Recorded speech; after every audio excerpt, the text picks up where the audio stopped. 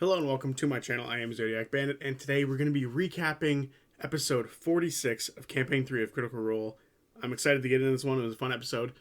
There are a few other things that I need to talk about, but I'll talk about those at the end of the week. The end of the video. It's been a long week, and it's been an interesting week for Critical Role, as they've announced a few things. So we'll talk about that all at the end.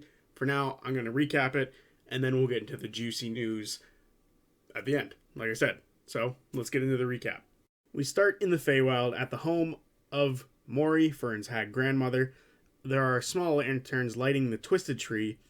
Nana has something in her hands, and her long neck recoils back to her shoulders, which is nasty. She walks to a shaved, knotted tree that looks to be a table. And there are eyeballs everywhere, glowing eyeballs everywhere behind her as she enters the bar, and she fills the bar entirely by herself. Nana grabs some big glasses and puts them on the bar and starts mixing up drinks, looking over the party, and asks Fern to tell them about her, or tell her about them. She tells her about the party. Chetney is a master craftsman. Laudna is the girl who died and they brought back to life. FCG is a former assassin robot. Imogen is a superhero who then says hi to Mori in her head, and Imogen hears like 8 voices back, which is great and definitely not creepy in any way. Then Orem, her oldest and best friend here, and Ashton, Mori asks to touch their head, and it's like one of them plastic ball things when you touch the electricity and it moves to that single point, and Ashton feels this, which is weird to him, or them. Mori pours out one drink for everyone, and then it looks thick and smells like swamp water, which is nasty. She calls it the Moonlight Glycerin. That's so gross. Apparently it's sweet and then has a bit of a burn to it. It's a comfortable feeling, and it's definitely alcohol. And then suddenly for everyone, the lights in the room get a little bit brighter. As for the next 8 hours, they all get dark vision, which is badass. That is a sick sounding drink. Fern says that they've been on quite the journey and that Mori might have some answers for them.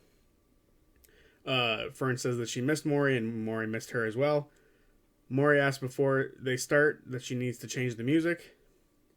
There's a strange little cone thing that she plucks behind her, and it stops. She hums a little bit, and it changes to a lute sound. She then joins the rest of the party on the other side of the bar. Fern doesn't know where to start. Imogen asks if she can call Mori Nana. She says yes. FCG asks her name, and she just says simply Morrigan, but for other people it's Mori or Nana. They then start from the beginning with animated furniture and then tell her the entire story. As they tell the story, a large, strange rabbit-like creature jumps into the room with no eyes. Fern is excited as it's Mr. Peppers, or Beppers. Peepers? I think it was Peepers. It seems to use its ears to look at people, as its ears move toward people as they are talking, as it has no eyes. It was kind of gross. Fern then shows Mori Mister and explains how she got him. Then Mr. Beppers smiles and his teeth move weirdly. This thing's gross. Everything here is gross. It's kind of weird. Fern then says that they want to figure out more about Ruidus. She brings up the lens piece, and Mori says that she built it for the Nightmare King specifications, or to the Nightmare King specifications, and asks how it worked. The party asks if it was a difficult task making it. She said no, it was a hobby or a side thing, and she figured that Fern would come across the Nightmare King at some point, so she gave it to her. And that she owed the Nightmare King for something. They ask what she does, and she says that she's an observer and adds spice to things as she feels the need. Imogen asks if Mori has seen anyone doing anything with the solstice, and Mori says yes, she's seen a ton of that stuff. Imogen asks about the keys, and Mori knows a little about them, but it's not really her thing. She's not too involved with all that. Orem asks if she can find them. Mori can, it should be easy. Orem doesn't want to break up the reunion quite yet, and Mori says that they look traveled and can rest here for the night. Fern is excited by this idea. Chetney asks if She's expecting Ira to come by out of fear of running into an old enemy. She hasn't seen Ira in a while. Mori asks if he said anything about her the last time they saw him. They mentioned he said something about her and his relationship, and that Ira mentioned that the smell of Calloway was on Fern. Fern asks how much Mori knows about Ruidus. She says she knows the same as most. It's a strange moon that pops in and out and grants boons to some. And that right underneath Ruidus in the Feywild is where the key will be. She says that the Unseelie have built up defenses. The Shiver Keep was built near it to protect it. FGG asks how far it is, and Mori says that doesn't really matter. Imogen asks if she can mess with time for them to make it back in time for the solstice, because they're worried about that. FGG asks if she can send them back home before they even left. She can't do that, but she can help control the flow of time a bit in the Fae, and can point towards a doorway back home for them. Fern asks about the machines, or asks what the machines are for, and Mori doesn't know. She does know that they kept the moon above the Sun Shadow Realm, which is the region that the Seelie Court reside in, and say if they have questions, it's best to ask Ira. Maybe it's best to have him join them. They ask if she can communicate with him, but she says he's tricky, and things didn't really work out between the two of them. Lana says that the last time they saw him, he stole the Moontide crown, and Imogen says that the lens that Mori made was broken because of him last time they saw him. Fern tells her that, tell her what they saw when they looked through the lens. Imogen says that there was a lattice surrounding Ruidus, and that there is a city within it. Fern tells her of Prethatos. They kept saying it differently. I thought it was Predathos, but it's Prethatos. The locked up god eater that lives on the moon and also gives Imogen her powers. Mori points out Chetney is a werewolf. She can smell it within him. FGG asks what kind of things Mori likes to do. She likes crafting and points to all of the weird shit like the posing skeletons and strange paintings within her home. They ask how long she's lived here, and Mori stopped counting a while back, so a very long time. Lana says she and Chetney like crafting as well and shows her pate. Mori asks to see him up close, and she absolutely adores him. When he gets in her reach, she makes a cage with her hands and locks him up in it, which creeps him out all the way the fuck out, which is weird for Pate to be so creeped out. Mori says she'd like to keep him in her collection, but he's not hers, and lets him go, which is a mild relief for Pate. Mori then asks Chetney what he crafts, and he says all things wood, and asks if Mori made the furniture here. She didn't. The tree gave it to her as a gift, and says she would never be so heartless to carve wood herself. Mori asks if Chetney carves wood in a very displeased tone, and he says yes, without hesitation and with pride, and says it isn't as pliable where he's from. She loves his passion and says that she'd love to add it to her collection as she takes a sip of her drink, and says she can give him something to work with, something more pliable around the Feywild maybe. Nana starts talking from the stomach. Both heads are in fact Nana, and they take shifts. The stomach one is more of a night person, you see, and the head one, the head on the shoulders I guess, falls asleep. Orem asks what Fern was like, and Mori says she was a precocious child and was gifted to Mori for her protection from those who would go after her blood and kin.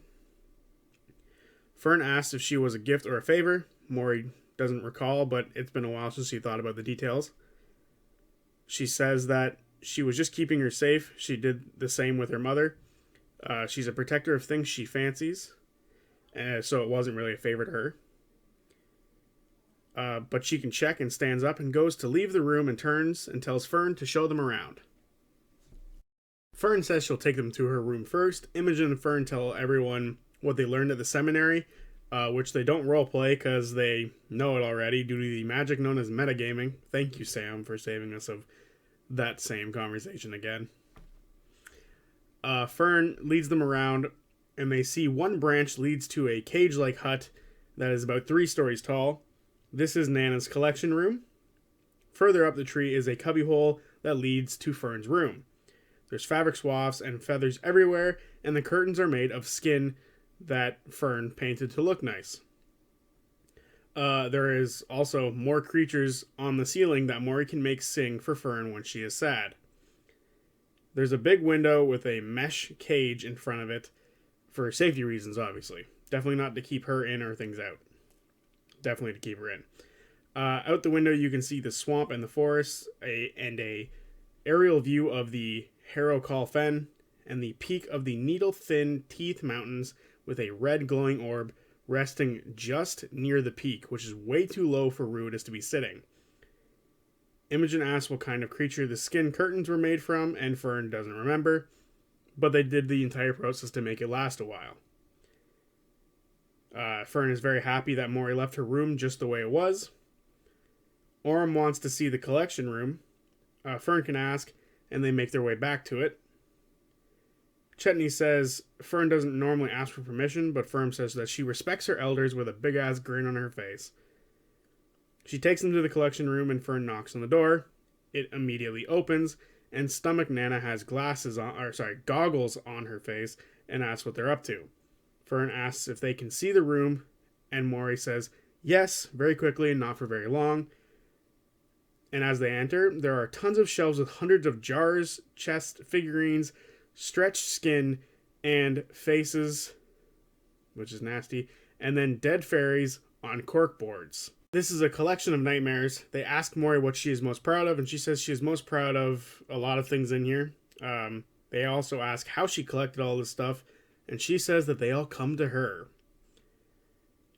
Ashton says that they have a gift for her, and the head Mori wakes up and at the sound of this idea, and then Stomach Mori goes back to sleep. And gets in the face. Ugh. Ashton opens up the black hole, gets the face-changing statue from Jenna Huxham's house, and shows it to her. She messes with the statue as it can barely recreate her face. And then she shows the statue her other face, the stomach face, which makes it crack. And she says she's seen this type of magic before, and she'll fix it up good. Mori goes back to the item she is most proud of and grabs the heart of the champion of the Lion Guard, a group of protectors of neutral land in the Fey realm. He gave it to her to live as long as she had it. And wherever he is right now, and then she stops talking, pokes it, turns back to everyone and says he now has heartburn. Mori has a few ideas for things that could help the party get to the Unseelie territory. Ashton asks about when Mori touched their head and asks her to look at it again. She touches it, and a black, almost disc forms on the outside of it for a second, making Mori pull her hand away, and she doesn't like it nor know what it is. It's very old, yet new magic. Ashton shows some of their abilities and moves 180 feet in 6 seconds in a small circle, which is some Flash level shit. Ashton says if she learns anything, he'd really appreciate it. Mori agrees. She'd like to learn more. Mori puts her head back to sleep, and the stomach takes over once more. And Fern says that the party will be staying in the gardens, and she'll take them up there. The party go up the tree and look down, and they can see that they are above the trees of the Harrow Call Fens. They get to the top and reach a garden where plants ooh and ah at them as they go by, and they see shrubs in the shape of humans, or in the shape of people, in a lot of pain. The party think they might be real people within the shrubs. Chetney looks, and they seem to be shrubs, but they're very dense and extremely detailed. Fern says that she made them. Lana doesn't believe her, but it's fucking impossible to tell with her, so she kind of has to believe Fern. Fern says they're strange, and sometimes you can hear them thumping. Just then a shadow comes around a corner and runs toward the party. Fern says sweet pea and gets excited, and we see that it's a large, rotund sun bear with a massive underbite. First of all, sun bears, Matt said to look it up while this was happening. They have an extremely long tongue and are easily one of the most ugly goddamn bears on the planet. Terrifying. Ugly as hell, super long tongue, like unnaturally long tongues. They look like a mix between like a bear and an anteater. It's friggin' nasty. Anyway, he hugs Fern. Sweet Pea tends to the garden and says that he doesn't know what the thumping sound is. It's a secret. But when he hears it a lot, he has to water the plants more. FCG casts Detect Thoughts on him, and he wants to go back to his bowl of oats. Sweet Pea used to watch Fern when she was younger, and she would get into trouble, and then he would get into trouble, but he misses it. He hugs Fern again, and then gives the party a weird look. He asks if Fern is staying, and she's not staying forever, which upsets Sweet Pea, and he walks away, but quickly gets over it and comes back, and says if anyone needs anything, he'll be up here. Fern then takes the party to the Vardeau. The Vardeau is a small wooden shack in the back part of the garden. When everyone steps in, it's much larger than it looks on the outside. There are 3 large beds, and on the walls are really fucked up paintings of people screaming. Now that they are alone, Imogen tells the party of the Ryalola people, red beings that go into exalted ones within the dreams, and she believes that one of these red beings is what she summoned back on the boat less than a couple of weeks back. Ashen wonders if she is one of these things while she is in her dreams on the moon. Imogen tells everyone that when her mom would go to sleep, she'd have things that calmed her, which helped her go into other people's dreams. So Orem asks what flowers she liked from her hometown, and Orem makes flowers that smell similar to other ones where Imogen was from. FCG says Laudna can calm her down as well, and says that they can bring her into the dreams with Imogen. Imogen then wonders if she can even dream in the Fey realm properly, and others point out that the moon is right there, so it's probably likely to happen. Laudna asks about when Ludinus entered the room at the seminary, and Fern and Imogen tell her how he opened 7 locks on the door at the same time, with the Omen archive right on the desk. Imogen wanted to grab them, but it was like she was stuck. He was intimidating. He then wrecked Sumal's mind and took the notes and left.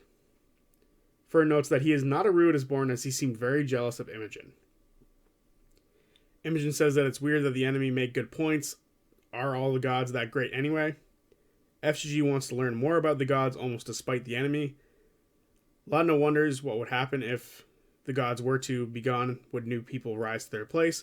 Would Predathos devour them as well? FCG says the people making the keys are bad and need to be stopped. Ashton says that they've seen some cruel people tied to all of this. Orem says he lost his father and husband to these people. Who are they to choose who lives or who dies? The party choose to rest up now, and they get ready for Imogen's dream. Laudna is next to her holding hands. Ashton is next to FCG if anything goes wrong. FCG casts Shared Dream on Imogen and Laudna. They fall asleep. Imogen finds herself in darkness and sees a bit of light come through the dark. Imogen sees 2 yellow orbs with her, Laudna and FCG. They move towards the red at the end of the darkness. It looks like the moon at first, but then it turns into a gateway or a window of sorts, and they go through it. When they go through, they see a vast forest with red glow ever present. Laudna doesn't know if it's the same forest that they're in currently in the Fey realm or if it's somewhere else. She turns and sees the moon Ruidus is right behind her. She then starts looking for the key, but Imogen doesn't see it, and then she flies back inside of Ruidus. She finds herself in a dust storm filled place. She calls for her mother, and with FCG's help, she feels something and begins to move through the storm. She finds towers and cranes all pointing towards something, and she sees a familiar looking telescope. She then sees the shapes of people all around it, but can see one stand out with lavender hair. She touches Liliana, her mother, and Imogen says, "Mother?" Liliana says, "You shouldn't be here." Liliana raises her hand, and everything for Imogen begins to stretch away as if she's being pulled from where she is. FCG grabs a hold of her, but Laudna is left behind. She tries to talk to Imogen as they are right beside each other in the real world, but hears nothing in response and forces herself awake. Luckily, all 3 wake up at the same time. Laudna has a point of exhaustion. FCG and Laudna ask Imogen how she's doing. She says she's fine and that the telescope has to be the keys, and realizes that she can go into other people's minds while they are awake. And then thinks that other people could probably do the same to them and they can see what they're doing. Imogen says her dreams aren't normally like that. Imogen wonders if she can hurt others in their dreams or plant ideas. FGG can bring at least one more person into a dream with them if need be. They settle on it being Orm, as he's the most responsible out of the rest of the group by the seams of things. They go to bed again and get a full rest. Laudna still has a point of exhaustion. Everyone wakes up. FGG is a little earlier than everybody else because he doesn't need to sleep as long. FGG reveals that they can bake inside themselves now and makes biscuits for Laudna, Imogen, and Chetney, giving them temp HP. Fern joins them and they start to make their way back down to Mori. Imogen tells everyone how the dream went. They think the key they saw was likely the one in Eos or north of Eos. As they go through as they go through the garden, they see Sweet Pea waving at them, and Fern promises that she'll be back. He hugs her once more, and Imogen doesn't need to read his mind to understand what he's thinking when he glares at the party during the hug. Don't let her get hurt. They go back downstairs to talk to Mori again, and she hands them a few things for their journey. She gives them something known as the Herocall Veils, made for a friend who died before getting the chance to use them. They can turn you invisible if you stay still. And Mori gives Fern a breastplate that used to belong to a princess that fell in battle. Mori also gives them directions to an exit to the Fey realm, to the material plane, and gives them a warning for their journey as they make their way through the Feywild, and how the land itself can be dangerous. Before they leave, Fern asks once more if she was a gift or a favor. Mori says the court would try to go after the thing the Calloways cared for the most, and the court is smart enough not to go into Mori's domain. Some did try, and now they are part of Mori's decorations, which is a badass line. The reason she had to live here was her parents took the crown from the Seelie Court, or the Unseelie Court, and this put them and her into great danger. Her parents left to try to end things, this thing that the court was trying to do, and they went looking for Ira.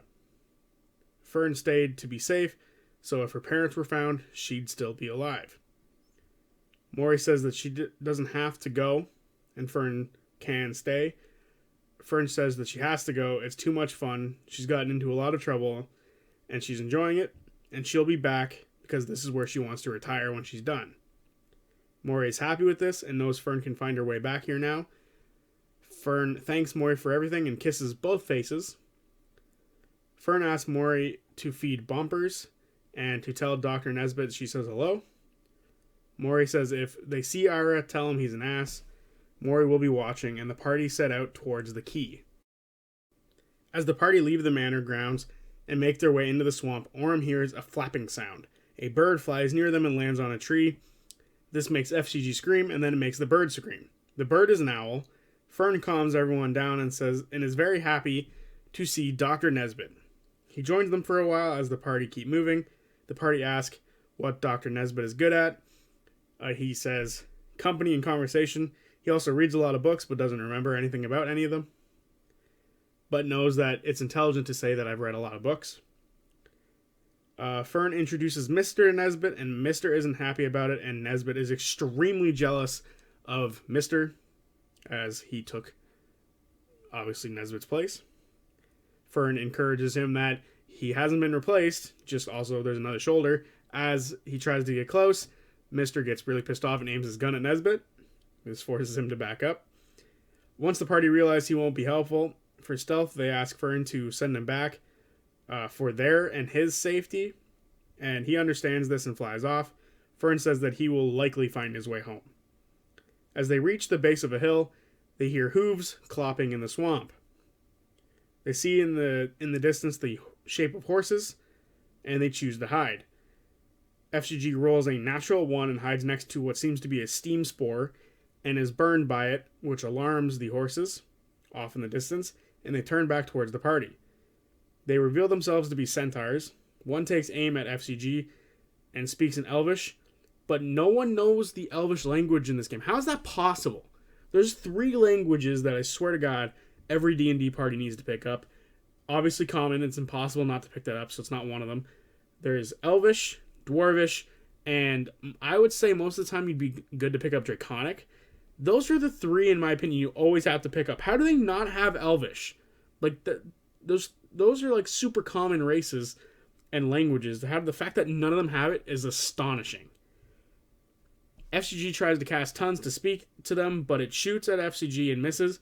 FCG, now with tongues activated, tries to tell the Centaur that the party didn't know that they weren't meant to be here, letting the Centaurs know that there are more than just FCG, and they find the party quickly as they did not roll all that well to stealth. They say the party will be worth good coin to the court and get ready to tie them up.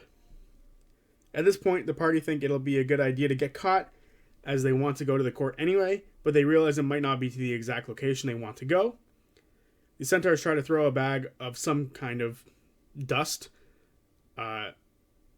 Imogen tries to block it with Mage Hand, but the dust ends up hitting a tree, bringing it to life, and the tree pulls itself from the ground.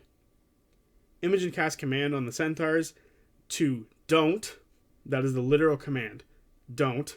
And they don't do anything, giving everyone a chance to beat some ass before the round starts. Fern restrains 2 of them. Laudna, Bane's the same 2.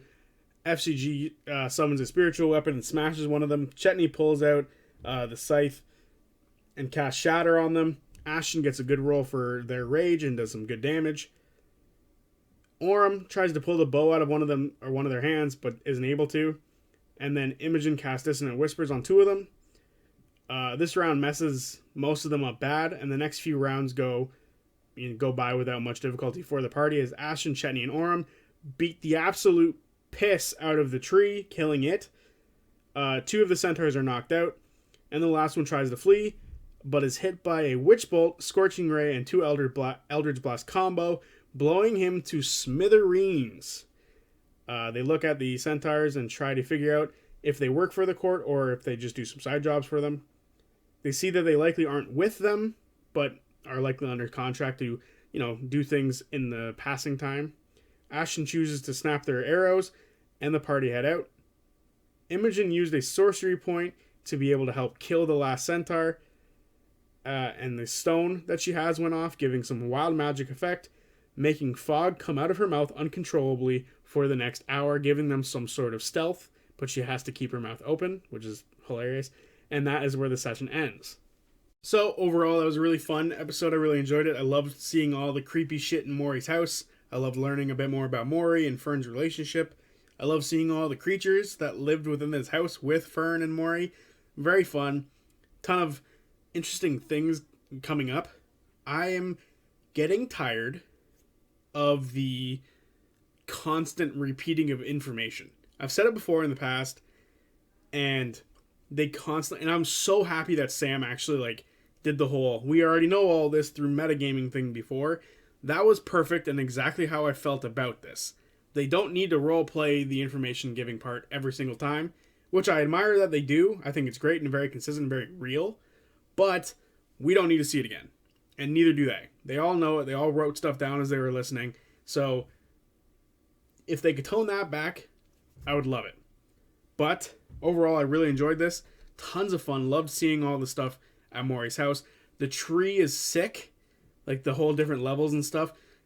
Creepy curtains aside, I love it. I would live there. I would say it's a nightmare version of the Swiss Family Robinson tree.